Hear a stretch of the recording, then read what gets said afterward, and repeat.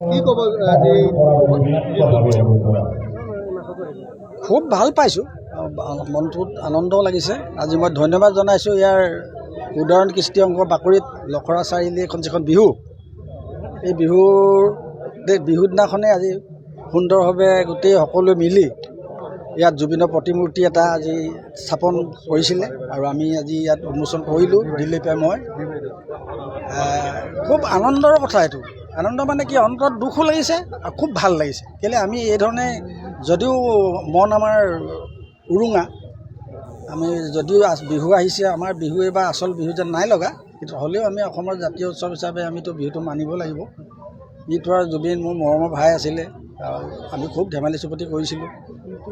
মোৰ লগত অলপ তাৰ ধেমালি চুপতি বহুত বেলেগ, সকলোৱে দেখিছিলে। ৰাস্তাটো কেতিয়াবা দুটাই বিহু মাৰোঁ, এনেকুৱা আছিলোঁ আমি। ৰাতি ওলাইগৈ গাড়ী লৈ, গাড়ী লাইট জ্বলাই লৈ মোৰ লগত বিহু মাৰে ৰাস্তাত। গতিকে এনেকুৱা এটা আমাৰ মৰম চেনেহ আছিলে।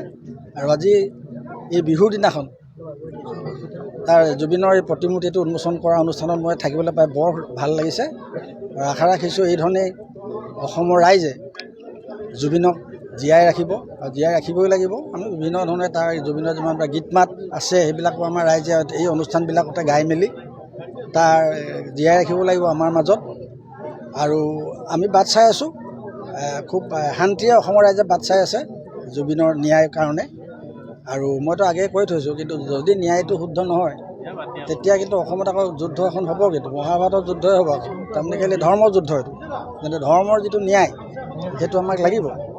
এইহেন এটা মানে আমাৰ সম্পদ জুবিনৰ পৰা আমাৰ পাবলগীয়া ঢেৰ আছিলে। 52 বছৰ বয়সত এতিয়া ভূপেন হাজৰিকাৰ সমান বয়সলৈকে যদি জুবিন থাকিলেহেঁতেন, অসমীয়া আৰু ঢেৰ কিবা কিবি পালেহেঁতেন। গতিকে এইটো বৰ দুখ লগা কথা। আমি খুব 52 বছৰ বয়সত এটা আমাৰ প্ৰতিভা, মানে যাৰ গোটেইখিনি যাৰ আছিলে, যাৰ চিনেমা কৰাৰ পৰা, এক্টিং কৰাৰ পৰা, গান গোৱাৰ পৰা, কিবা কৰাৰ পৰা, আৰু তাৰ মৰম চেনেহ, জীৱ জন্তুৰ প্ৰতি তাৰ মৰম, আৰু সি এনেকুৱা কাৰোলৈ ভয়ো নকৰে।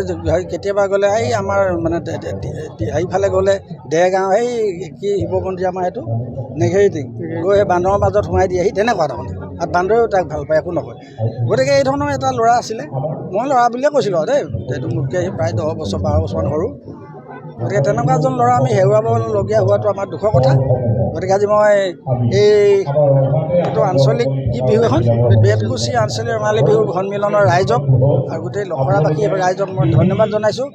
আৰু এই জুবিনৰ প্ৰতিমূৰ্তি বনাবলৈ বা প্ৰতিমূৰ্তি স্থাপন কৰিবলৈ যিসকলে আগভাগ ল'লে সকলোলৈকে মই ধন্যবাদ জনাইছোঁ, আৰু সকলোলৈ মই বিহু শুভেচ্ছা জনাইছোঁ। বিহু মঞ্চত আপোনাৰ আৰু জুবিনদাৰ